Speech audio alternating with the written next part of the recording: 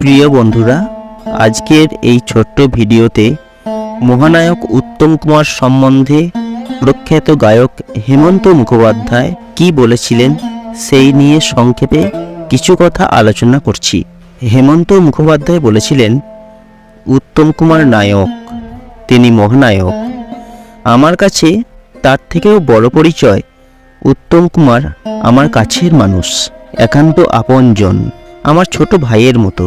আমি যখন বোম্বাইতে অনেকগুলো হিন্দি ছবির কাজ নিয়ে ব্যস্ত, পরিচালক সুধীর মুখার্জি তখন উত্তম সুচিত্রা রোমান্টিক জুটির সাবমোচন বলে একটা বাংলা ছবির পরিকল্পনা করেছেন। উত্তম কুমারের লিপে গান আর সেই সঙ্গে ছবিটির সুর করার দায়িত্ব আমি পেলাম। ছবিতে অনেকগুলো গান। উত্তম কুমারের লিপে আমি গাইলাম বসে আছি পথ চেয়ে ফাগুনের গান গেয়ে। আরেকটি গান ছিল ঝড় উঠেছে বাউল বাতাস আজকে হলো সাথী।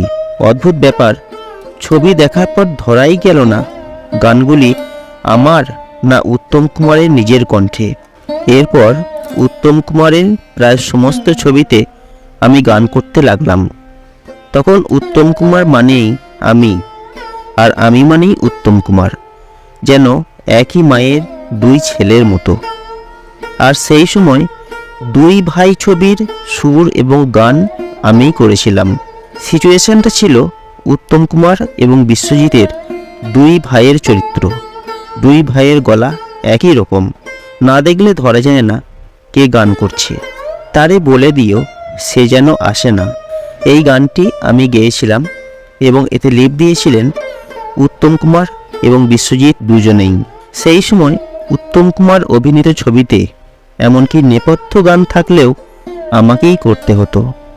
আর এই রকম ছবির সংখ্যা বেশ অনেকগুলো আছে। বন্ধুরা, এভাবেই প্রখ্যাত গায়ক হেমন্ত মুখোপাধ্যায় উত্তম কুমার সম্বন্ধে যেসব কথা বলেছিলেন তার ছোট্ট একটি অংশ আজকের ভিডিওতে আলোচনা করলাম। কেমন লাগলো এই ভিডিওটি কমেন্ট করে জানাবেন। যদি ভালো লাগে লাইক করবেন, শেয়ার করবেন, আর অবশ্যই চ্যানেলটিকে সাবস্ক্রাইব